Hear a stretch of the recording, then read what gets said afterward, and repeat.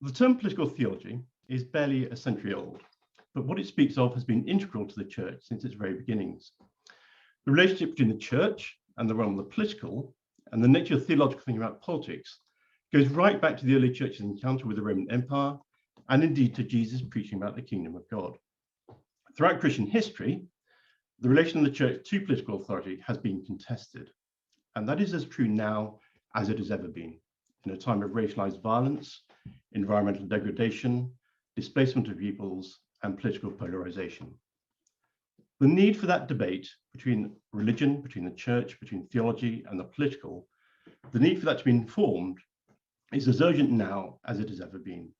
And so it's wonderful that we have this book here, a reader in political theology, or the T&T Clark Reader in political theology, on political theology, both historical and contemporary, and that to help us understand it, we have both the editors, Elizabeth Phillips, Anna Rowlands, and Amy Daughton, and also two respondents, Vincent Llloyd and William Cavanaugh. A word about the editors.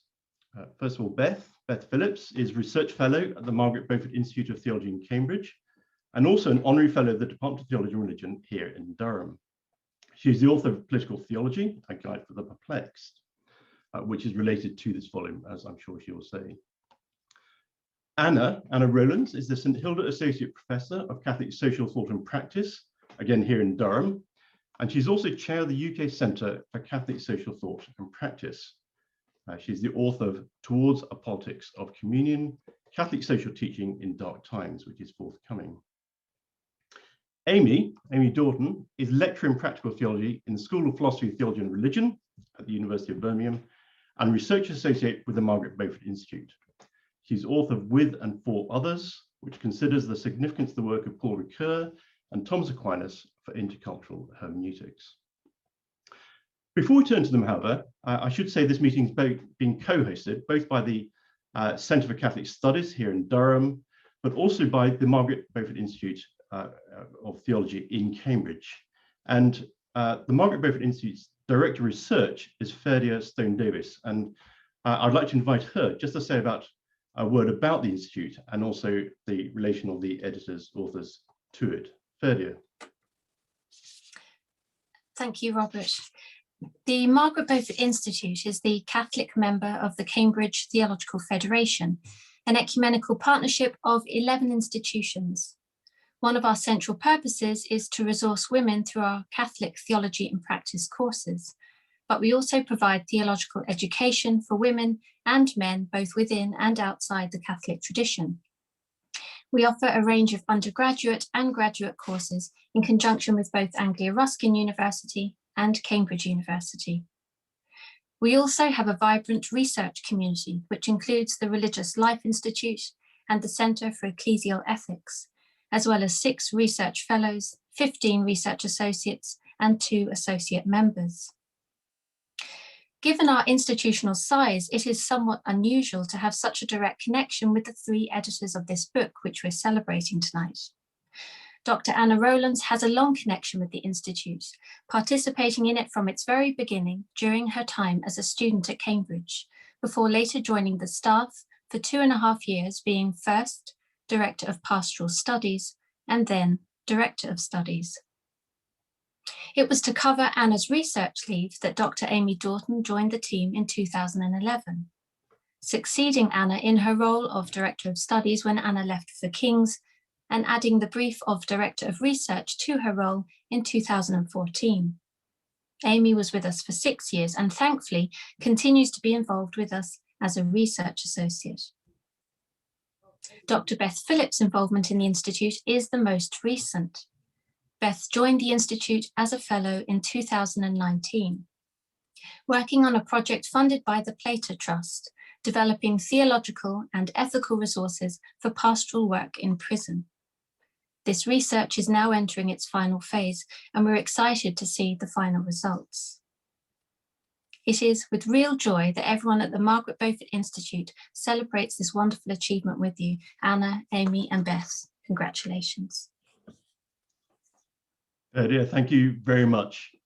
Now, let me turn to the 3 editors, and I want to ask the question of each of them in turn.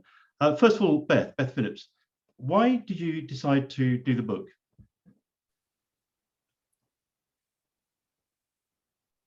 Thank you, Robert, and everyone. Thank you for joining us. As it's already been mentioned, I published a little book called Political Theology, A Guide for the Perplexed with T&T Clark in 2012. And it's kind of an advanced introduction to political theology. And one of the things that I spend a lot of time doing in that book is just pointing people who are new to the discipline to key texts and key readings in the field. So it seemed really natural to follow on from that, to put together a collection of those readings. And when I got the green light on that from T&T Clark, I immediately knew that I didn't want to do this collection on my own. And in our overlapping times in the Cambridge Theological Federation, I had taught political theology with both Anna and Amy at different times. And I knew that just as they had enriched and stretched my perspectives and my teaching in political theology, that a collection would be enriched if we put our heads together and worked on that together. We could not have imagined the road that would have taken us this quite so many years past the 2012 publication of the first book, but that's another story. And so that's how we got started. The three of us have a lot in common, but we also have some important differences. And so I knew that they would have points of view and perspectives to add to this collection that would be important and that would make it richer than if I had done it on my own. And when we thought about putting together a collection, we had all really enjoyed using two books in particular. The O'Donovans, Oliver O'Donovan and Joan Lockwood O'Donovan, have a really good collection of readings that spans from patristic to early modern. And then Bill Cavanaugh, along with Craig Hovey, put together an Erdman's Reader in Contemporary text that we also used and really liked. But we also thought that the size and the sheer volume of those two books probably left a space in the market for a book that would cover the whole gamut, historical and contemporary, and be an all-in-one volume, whether that's for a textbook or for people who are just new to the discipline and want to know where to start reading. And I guess the only other thing that I would say about why we did the book is that for us, we wanted a collection of readings that specifically enters into political theology from within Christian theology and Christian doctrine. And but I would also say that we're all very aware that that's not the only way of doing political theology, and we certainly don't think it's the only way political theology should be done. And there's lots of space for other collections of this sort, and many already exist, and I hope that more will continue to come out that explore these same questions from within theologies of other faiths, from within religious studies, from within political philosophy. And as far as I'm concerned, all of those are valid entryways into political theology, and that's not a matter of contestation. We don't have to decide which of those is the real political theology. I think that one of the things that makes political theology interesting is it's kind of an overlapping discourse that can be entered into from any of those different places. But our entry is very much from within Christian theology. Beth, thank you very much. There's lots of interesting themes. I'm sure we'll be coming back to some of those in due course. Anna, tell us what it's got to do with teaching political theology. Okay, thank you, Robert. Thank you, third year, as well for the introduction, and really to pick up a little where Beth has just left off. As Beth has noted and Ferdia indicated, this book has got a slightly unusual origin in that not only did it emerge from teaching, but it emerged from the three of us having taught the same course, although not all at the same time. So the nurturing context for the book, really importantly, was a ministerial training context originally in the Cambridge Theological Federation, and then more recently for me with students at King's College London, and then obviously here in Durham. And it's also been the basis in my case for an experimental course that I've been teaching in the Palace of Westminster to a cross-party, cross-house group of parliamentarians as well. So it's had a further life in that context. And it's significant, I think, therefore, that we were never teaching political theology just as an esoteric exercise, but we were teaching political theology as part of a formation programme, forming lay and ordained ministers in the Cambridge context, and then obviously in that latter context, Christian politicians with a desire to act in that policy and political arena. And having said that, as Beth again has already indicated, we're not as authors representing a single school of thought or a particular movement or project in a singular way in political theology. And therefore, I don't think the reader does either. I think what we did or do perhaps share, the three of us as editors, and which has very much shaped our approach to the reader emerging from our teaching, are three particular interests and convictions. The first, I think, is a desire that students should encounter primary texts from the long tradition of political theology and be really fearless, be unafraid in doing so. We wanted our students to have a confidence in reading Augustine, Aquinas, Hobbes, Luther, and so forth as political theologians for themselves, with as much ease and confidence as they often felt with reading those in the nearer tradition of, say, liberation theology, Black theology, or a figure like Stanley Hauerwas. That they would come to see, in a sense, that the problems that were shared, the dilemmas of thinking that shape the discipline, these are the same problems and questions that are inherited generationally. So our own students would see themselves as inheritors of those same questions that Augustine or Aquinas or Luther had had. That there are also, of course, new configurations of those same dilemmas, new opportunities for conjuring the theological and the political in time and space in an embodied way. So we wanted the texts to foreground for students that they're part of an intergenerational community who share the tasks and the dilemmas of political theology as a given, as a fact of the world, that these two things will always be wrapped around each other, and that there is within these texts and within that process of wrestling with them an opportunity for, as Hannah Arendt would say, making a new beginning, for acting and remaking a shared world.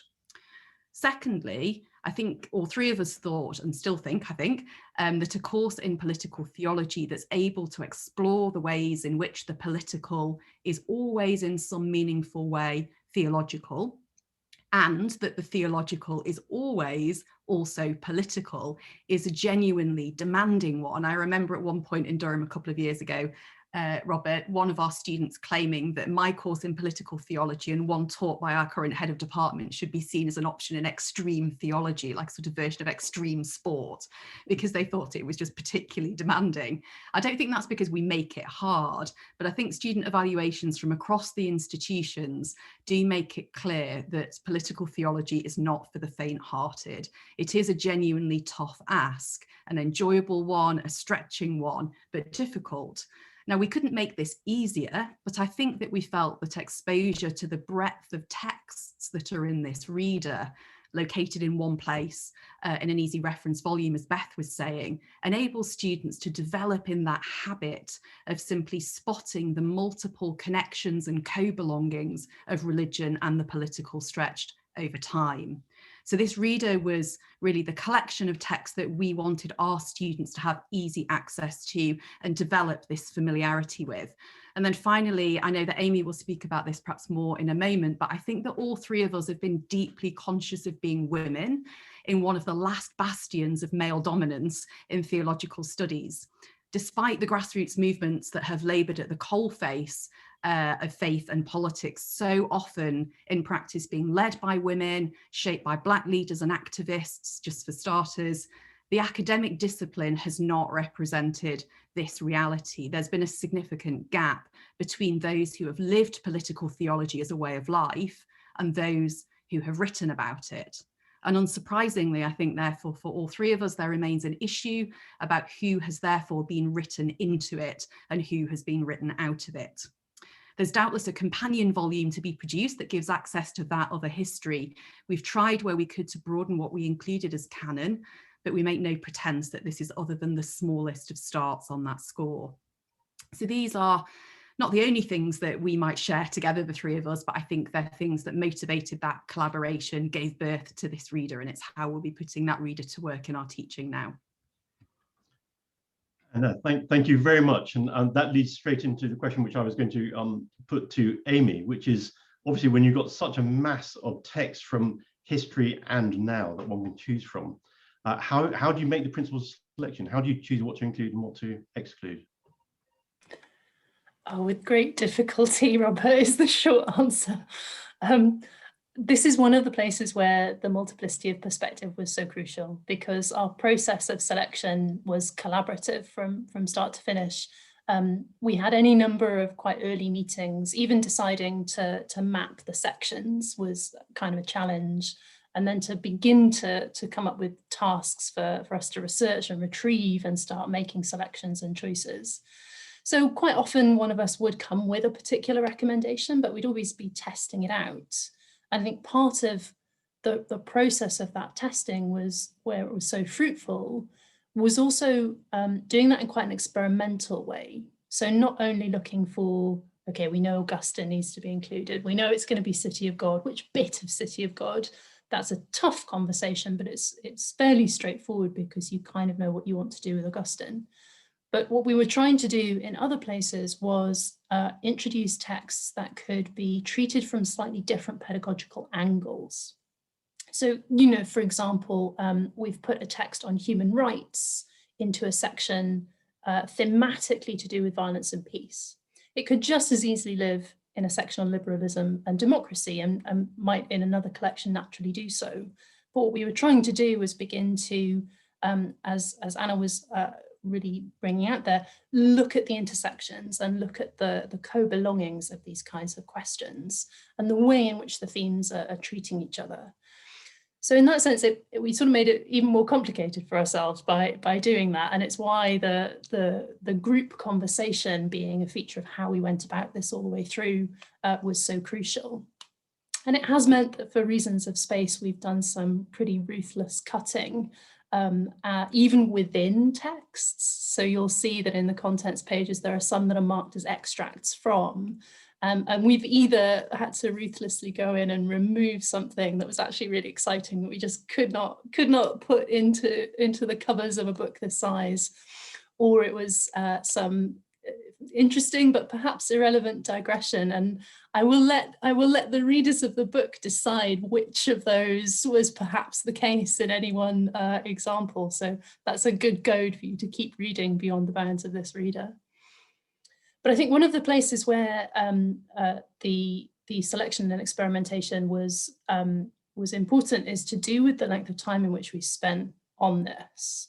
Because as Beth has mentioned, her own book came out in 2012. We began the process of this gathering in of texts in 2016. And it's been a complex process just production-wise. And one of the consequences of that, of course, is that each of us has developed our own thinking, even from where we made the initial selection.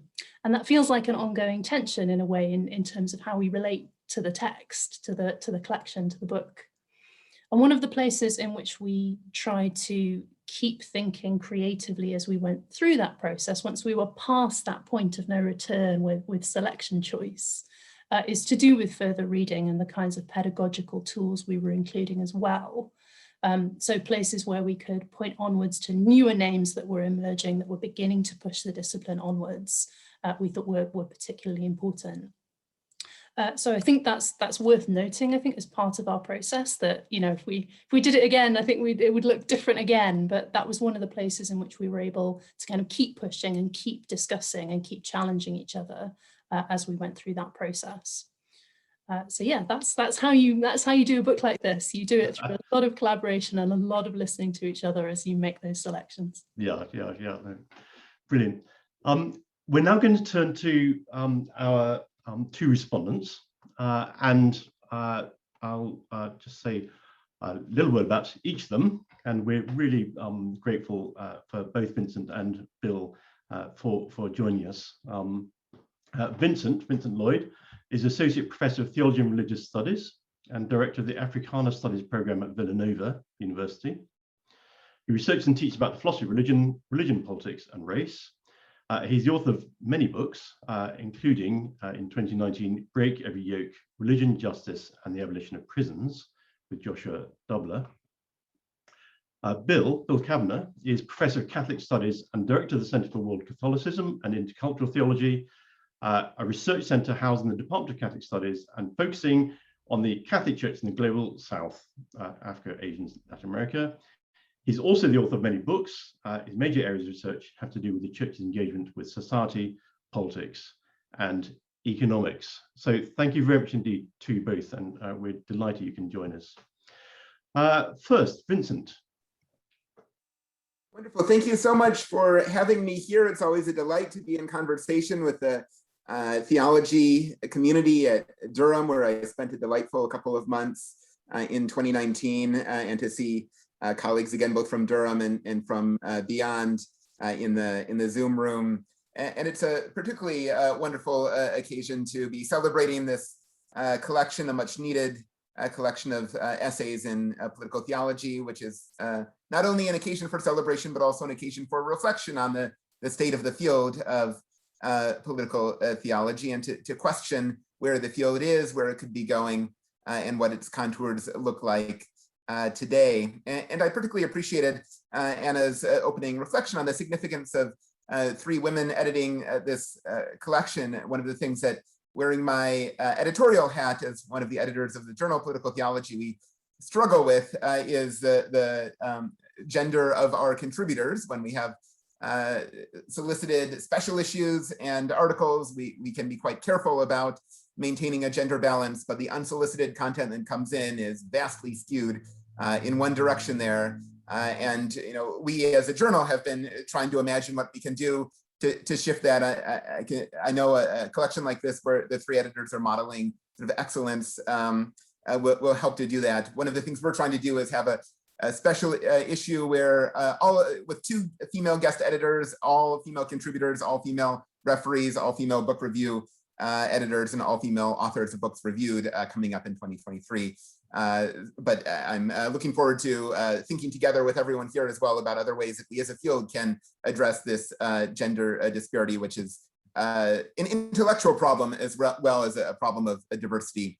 What I thought I would do today is just speak briefly about how I would locate this book in the contours of our field, then I would say a few things about liberalism, and then a few things about justice. So to begin, the term political theology is one that is used quite variously, and a term used by communities that often are not in conversation with each other. And I would name three of these communities. One of these is a community of political and legal theorists, sometimes, often following in a trajectory from Carl Schmitt, but more recently drawing on Schmitt's ideas and problematics to examine political theoretical questions within and beyond the Western tradition. There's been a lot of exciting work on Islam recently from that political theology within the political theory world discourse.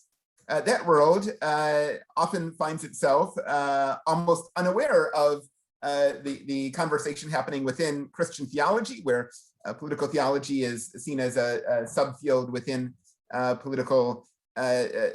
within Christian theology, how Christians are to think about politics, how Christians have thought about politics.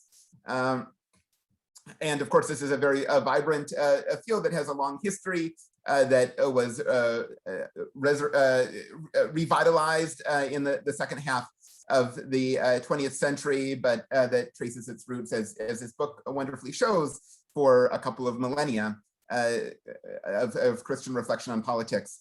The third set of conversations that claim themselves to be political theology, but are often at some distance from the other two, are theoretical reflections on religion and politics, coming from many different directions. political theology as a general umbrella for talking about how religion and politics are connected, not at the empirical level, not what one finds in sort of survey data, but at a deeper theoretical kind of level. Here, methods of genealogy, interrogations of secularism, and utilization of critical theory all come in. But this is a usage of political theology that has found traction in disciplines as disparate as anthropology, literature, and history. And in those spaces, interrogating various religious traditions, whether they be Christian or other, often Jewish and Islamic of late as well. You know, there's often little awareness that there is something called political theology that happens in Christian theology that has its own history, and there's something called political theology that happens in the field of political and legal theory proper. So one of the things that I find so valuable about this book is that while it's firmly rooted in this second sense of political theology, that is Christian thought on politics, it reaches out in those two other directions. It reaches out in the direction of political and legal theoretical discussions on politics, and it reaches out in the direction of this broader sense of critiques of secularism, genealogy, critical theory, creating openings for conversation between these three conversations, which are each internally very vibrant and robust, but if they could talk to each other, would be all the more self-reflective, all the more critical, all the more, all the better at fulfilling the aspirations that they set out for themselves. So I see this book as providing a service not only for Christian theological discussions of politics, but for all three of these domains of political theology. Second set of comments I wanted to share are about liberalism. Political theology as a category is one that often comes up when it feels as if we culturally are pushing at liberalism's limits. You might think of the 1920s and 1930s, Carl Schmitt's work entering the term into a broader theoretical discourse motivated by the political instability and the apparent limits of parliamentary democracy in Weimar Germany. We might think of the 1960s and 1970s in Germany, where Moltmann, Metz, and Sölle are, on the one hand, ostensibly reflecting on Germany's history in the Second World War and the Jewish Holocaust, but also very directly responding, very directly temporally, but not explicitly responding to the Third World liberation movements and the cultural transformations of the 1960s and 70s that are making it feel as if the cultural consensus around liberalism of the 1950s no longer was adequate. And then again in the 2000s, after September 11th and related events, where once again it feels as if the liberal way of talking about religion or managing religion and managing culture more broadly is pushing against its limits. And so political theology comes back into the academic conversation as a resource to speak to that. One might think post-2008 financial crisis, post-2020 COVID, right? Other sort of moments where the sort of seeming autonomy, freedom, deference to expertise that go along with liberalism are pushed to their limits, and political theology enters into the discourse. And you know, thinking more broadly about our current moment, where anti-liberalism is on people's minds in all sorts of forms, sometimes in the form of populism, sometimes in the form of leftist movements. In the US in the last 5 or 10 years, popular culture has discovered that liberalism and leftism are not the same thing, right? There can be a left that is anti-liberal and that embraces a kind of transformative commitment to socialism that isn't encompassed in a liberal framework, with similar left realignments happening in Europe, with left movements reemergent in Greece, Spain, and the UK.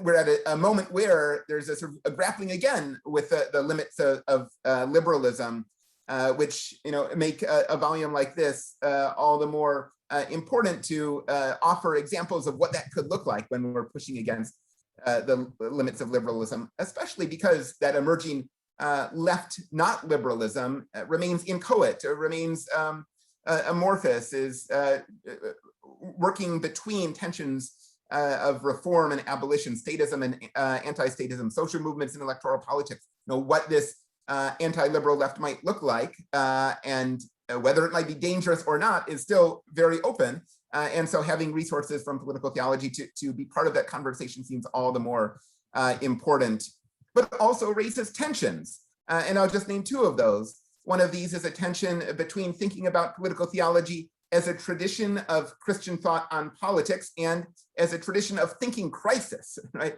These things seem like they're pushing in quite different directions, right? Political theology as that which we speak about when crisis emerges, and crisis of a consensus emerges, is in a sense the opposite of a tradition. Tradition is that which is happening when there's no crisis, right? When there's a sense of continuity. Right? So I think this volume invites us to think about that tension. Second tension I'd name is that between political theology's anti-liberal commitments, right? It showing its head at these sort of moments where liberalism is reaching its limits, and what we might call a kind of liberal or quasi-ecumenical method for doing or talking about or teaching political theology. Maybe this is just a characteristic of the academy, but the desire to include many different voices from many different corners of the world, the range of the academy all together under this broad umbrella of political theology is a very liberal instinct, which would seem to run in tension with that motivating force of political theology to challenge a consensus, the sort of political consensus of a time. The third, very brief here, a set of reflections I want to share are on justice, and justice is a category that perhaps we do implicitly could more think about in conversations about political theology. It strikes me that all of these three different ways of naming political theology spaces, the political legal theory one, the Christian thought on politics one, and the sort of theoretical reflections on religion and politics one, people are talking about political theology there in each of those because they care about justice, because of the conventions of the academy. Sometimes that care about justice, that longing for justice isn't made explicit to appear more academic, but it appears to me that it's motivating all three of those conversations. And that seems important to keep in mind as a guiding principle of this conversation about political theology that we're having. Right? Is political theology about managing collective life together? Or is it about aspiring toward something higher, something beyond what's visible in the political possibilities of the moment? And this seems like a deep tension in the discourse that's unresolved and that comes up in many of the pieces that are collected and juxtaposed in this volume. A worry that I think many have about the reduction of justice to politics, right? When politics goes well, then we'll achieve justice, but that cuts off the uniquely theological sense of political theology. So my question here is, what would it mean if we sort of center the concept of justice when we're doing our reflections on political theology? And that seems especially important now when in the academy, and particularly the theological academy, there's a shift in attention from the world of ideas to the world of practices, and particularly to the world of social movements. When the social movements that are performing political theology are justice-oriented, are taking themselves as instantiating justice in the world, how can we shape the way that we talk about and teach political theology in a way that reflects that justice orientation of these social movements? And then finally, on this question of justice, justice is a substantial issue to talk about and an organizing framework, but there's also a question of epistemic justice, as well as sort of more substantial senses of justice. And there's a burgeoning philosophical literature on epistemic justice, but what I'm particularly interested in is how we can incorporate knowledges that are produced outside of the academy, outside of intellectual history traditions, into discussion of political theology. And I know our three editors have already hinted at this and suggested that this is a challenge that they were grappling with in the volume. And I think it's a challenge for the field as ethnographic methods, as searching for archives that might not be state archives, but might be archives in someone's basement or attic. as engagement with literature, literary works, poetry, as creative writing itself, and as memoir and autobiography are all entering into the field of political theology. How does that reshape the way that we think about the field and we think about what counts as canonical in the field, and how might that reshaping latch on to this reorientation toward justice? Thank you so much again for the wonderful volume. I'm looking forward to the conversation. Vincent, thank you so much. There's so much to pick up on that, and I'm sure we'll be coming back to lots of what you've said in the questions. So thank you very much. Bill Cavanaugh. Yeah, well, thanks for the kind invitation. Congratulations to Beth and Anna and Amy on really an excellent volume. I have been co-editor of one reader and 2 editions of a companion to political theology, and I know what a Herculean task it is to gather up so many essays. You all have had a key advantage, which is that the majority of your authors are dead, which makes them considerably easier to work with. But the volume that you put together really does fit a glaring need in the field of political theology. The O'Donovan's reader ended with Grotius. The one that Craig and Jeff and I put together began with Walter Rauschenbusch. And so you've really, there's that Ward and Hotzel volume, but it's religion and political thought. And so you've got James I and Lenin and so on, and only 5 contemporary theologians. So what you've done is, I think, put together a volume that really fits the way that most people teach political theology. You start with the Bible, you do Augustine, Aquinas, the Reformers, and then you plunge into the 20th and 21st centuries. And that's the way I've taught it as well. I really like the way you've designed the book to work with Beth's book, which I still think is the best intro to political theology available. And the way you've mapped the field makes sense. The texts are really well chosen. Just for example, the idea of picking the three of the gospel texts because they're used in the lectionary for the Feast of Christ the King. I thought that was really brilliant. The Feast of Christ the King, of course, was inaugurated only in 1925 by Pius XI as a kind of unsubtle rebuke to Mussolini. So I thought that was really interesting. And so at the same time that you've chosen, you've got the classics covered, you've also not just chosen the usual suspects. And so one of the delights of the volume is finding people that fit the mapping of the field, but that would otherwise be overlooked. And my favorite example along these lines is John Neville Figgis, whose ideas on the devolution of authority to the local level was way ahead of his time and really overdue for a comeback, and he's not really nearly well enough known. But you also have surprises like Jürgen Hauerwas, who's not a theologian, and Dorothy Day, who's not considered to be a scholar anyway. So, and the selection of the chapters is judicious, but the editor's commentary in the section introductions, I think, is also extremely helpful.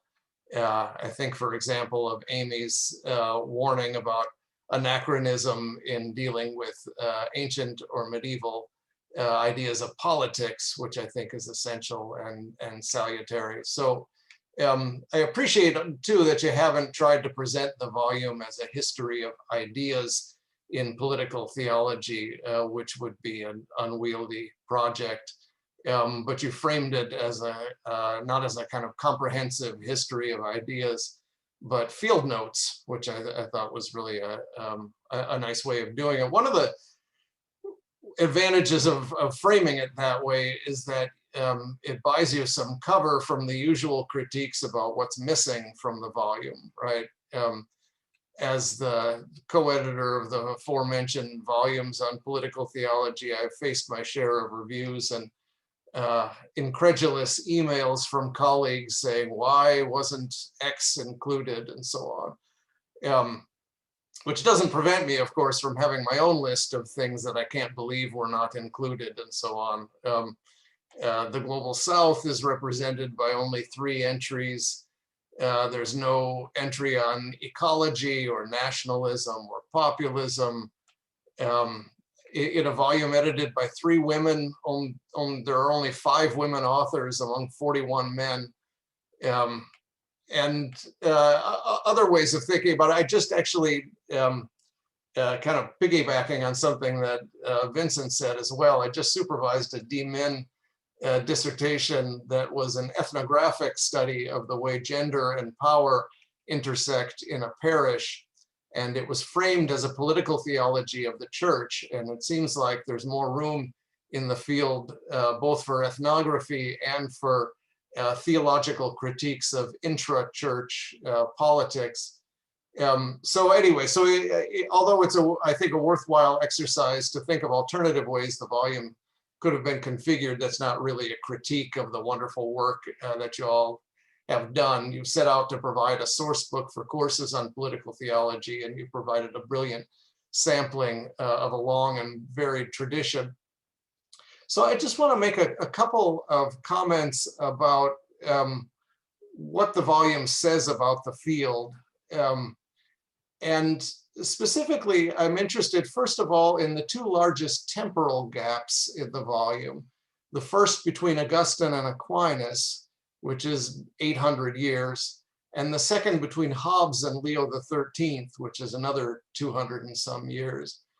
It seems odd that we don't study political theology in Christendom, the time when the church was most intimately bound up with civil rule. So I'm wondering why the 800 years between Augustine and Aquinas is flyover territory when it comes to political theology. And it clearly is. I mean, this is not a gap that you all invented. This is just kind of the state of the field. Part of the reason I think that it is flyover territory is that there's no such separate thing as politics, which can be distinguished from religion or theology in this period. There are civil authorities and there are ecclesiastical authorities, but there is no politics and religion.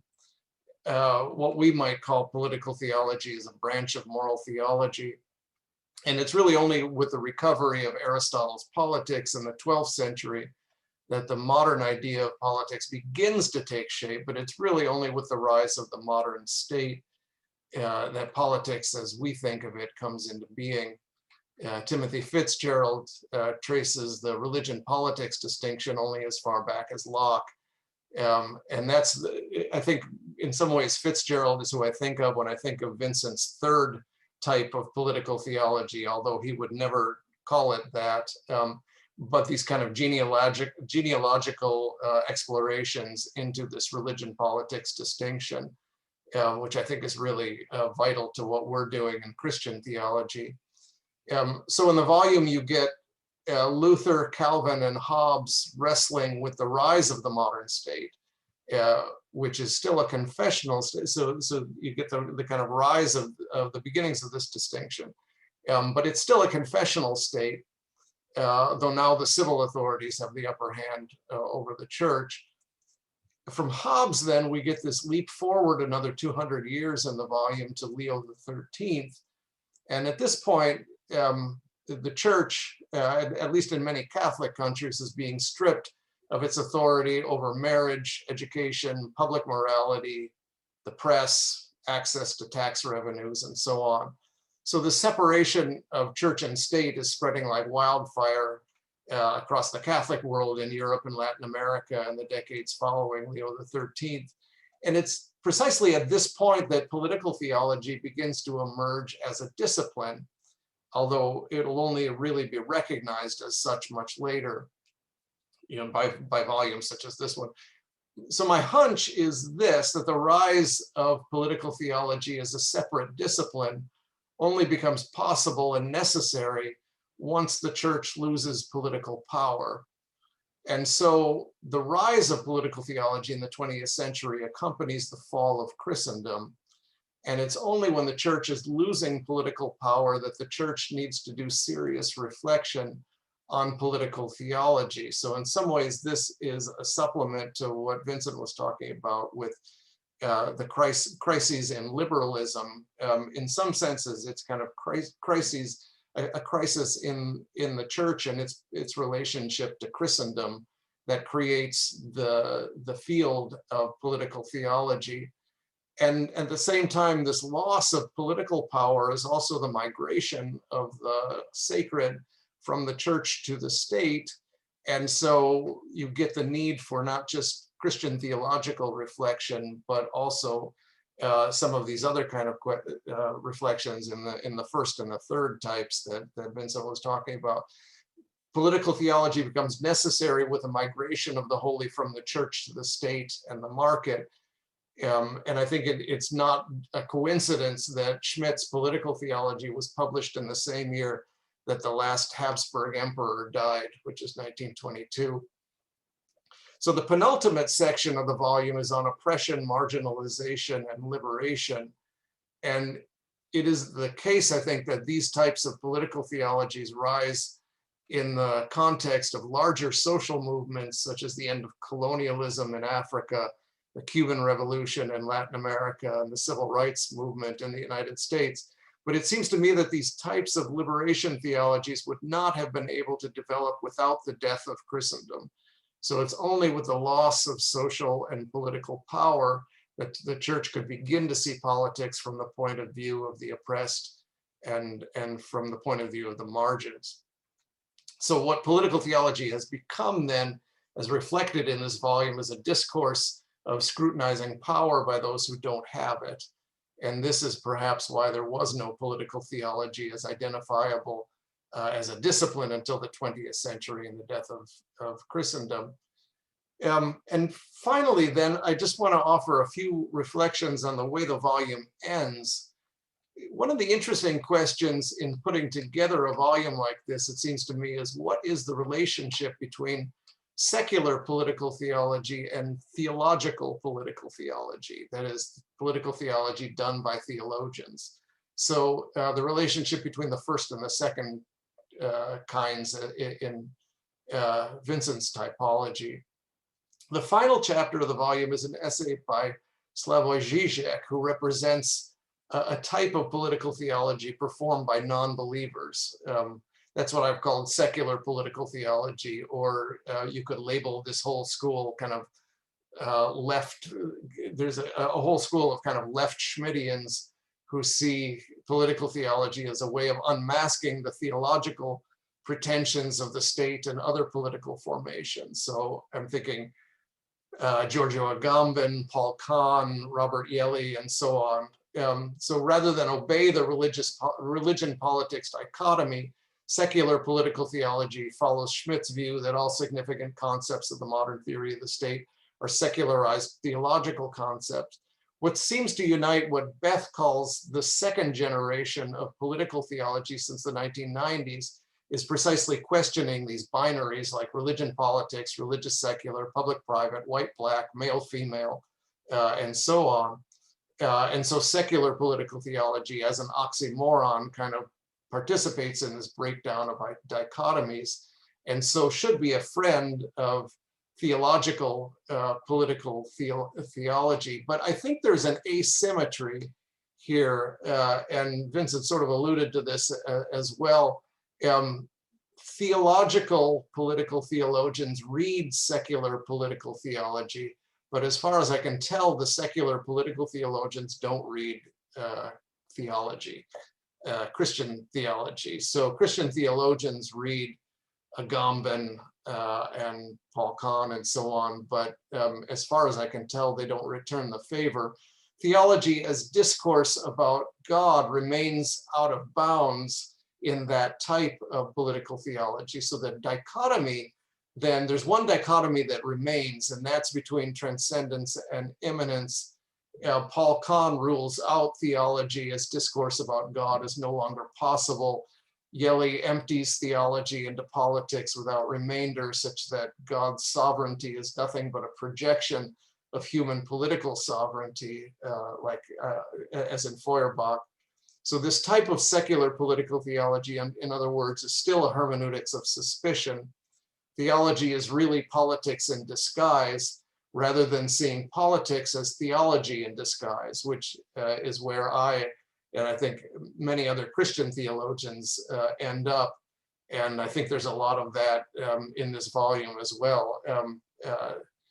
Politics as theology in disguise rather than theology as politics in disguise. Zizek, however, is an interesting exception to this rule. He does want Christianity without God, but he's willing to read Chesterton and Milbank and so on and take them on their own terms without ruling out theological discourse a priori, even though he's an atheist. And that way the volume seems to end with a gesture towards true dialogue and a level playing field between Christian political theologians and secular political theologians, which I think is one of the things that Vincent was kind of calling for as well, this kind of overlapping of disciplines. So in all the above ways, I think this volume really marks a significant shaping of the field. And once again, congratulations to Beth, Anna, and Amy on their work. Bill, thank you very much. A lot to go on there as well. Now, we do have some time for questions. And if you'd like to ask a question or make a comment, could you just type in the chat a Q or C or some indication that you would like to speak? Before we turn to you though, so please do start thinking about that and start writing in the chat now. Before we do that, I was just wondering if any of Beth, Anna, or Amy wanted to respond in any way to what Vincent and Bill had to say.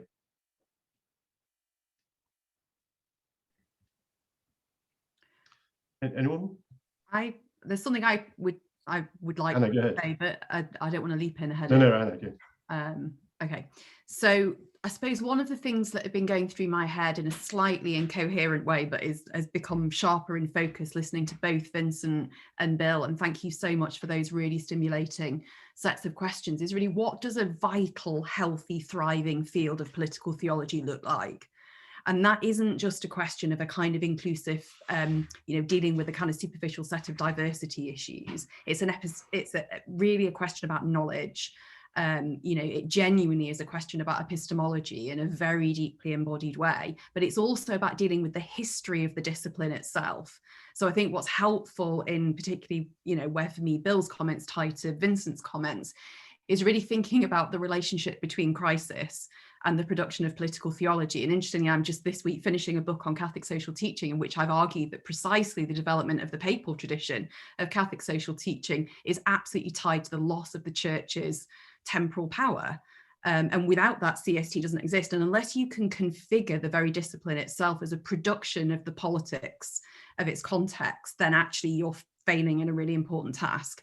So I think I'm going away with a sharpened sense that we really need to think in a much more properly historical way about that question of what makes the field vital or healthy. And that, for that, I think I'm really grateful. And I do wonder whether, Bill, just to pick up on one of your other comments, that will send us backwards as well as forwards. So there's a chance that it might send us backwards into some of those more neglected historical periods, which we do travel over at great speed, because precisely as we deal with some of the knowledge-based gaps now, the issue about what's represented and whose questions are asked and how, it will send us backwards as well as forwards. Great, thanks. Before Vincent or Bill responds, I'm just wondering if Amy or Beth wanted to. Yeah, I was thinking about some very similar related things, and it started when Vincent was talking about that tension between the long tradition and moments of crisis. And it seems to me that, I think when Anna and I and when Amy and I taught together, one of the things that we were always aiming for, and I think that we would agree is vital to the health of this discipline and to doing it well, is sort of always living at the intersection of those things. I am, a part of this comes from me having experience in both the States and the UK as well, as far as what my perspective is on this, because I get absolutely dismayed and honestly bored when I'm in contexts where people insist on only doing very close readings of the historical tradition and are absolutely inert when it comes to any prodding to relate that to anything on the ground today. And that's more common in this country, the UK, it has to be said. I'm also really, really frustrated and dismayed when I'm in conversations that are always reactive to this moment's crisis and don't seek to do any of the work of digging into that long tradition and realizing that no crisis is completely novel. And that tends to be perhaps more in social ethics kinds of ways of dealing with these same questions. And that's a discipline that all three of us overlap with in our work. And I think, you know, the health and the way forward and a lot of what both Bill and Vincent were pointing to is, you know, consistent staying at the intersection of those things and always keeping those in conversation with one another. And it seems to me like Bill's remark about political theology as a discourse of scrutinizing power, particularly from the perspectives of those who don't have it. And then also Vincent's remark about the centering of justice. Those two seem to be some of the best guides I can think of how to exist at that intersection. Great. And Amy. I think that's right, Beth. And I think the thing I'd add that clarifies about this collection actually as an artifact for teaching, is that it, in a sense, it's trying to be two metaphors. It's trying to be both a map of the discipline by offering certain key landmarks, certain routes that have shaped the conversation. But it's also trying to be a compass to allow people to conduct new routes, to make new intersections. So in that sense, I think that the constant challenge of that interplay is the onward work of the book. It's the onward work that people are going to use it to do by making those intersections in new ways. Great. Vincent or Bill, perhaps Vincent, if you, a quick thought and response.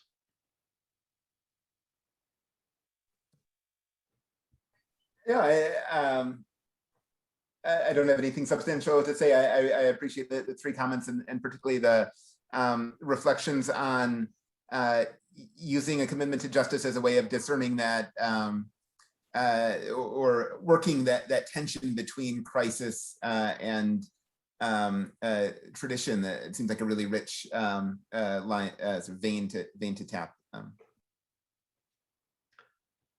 Thank you, Bill. Yeah, I guess the only thing that comes to mind, I mean, I think you've done just a terrific job. When we talk about power, political theology as a kind of discourse about power, it seems to me to be really crucial to turn that lens on the field of political theology itself, right? So that we're asking, why didn't Aquinas think he was doing political theology?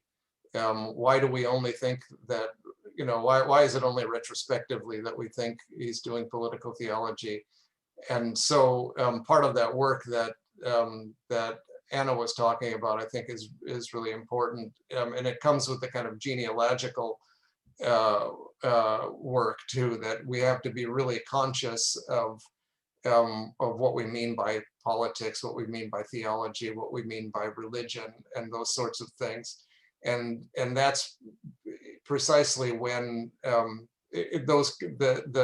the kind of self-evident nature of those terms breaks down precisely when we have a kind of crisis and when power is involved. And so the question of how they used to get constructed and how they are constructed now can often lead us to kind of constructive ways of putting those pieces together in different ways going forward into the future. And thank you indeed for both the respondents, Vincent and Bill. And thank you to our authors, editors, Beth and Anna and Amy for a very, very interesting session indeed. Thank you very much.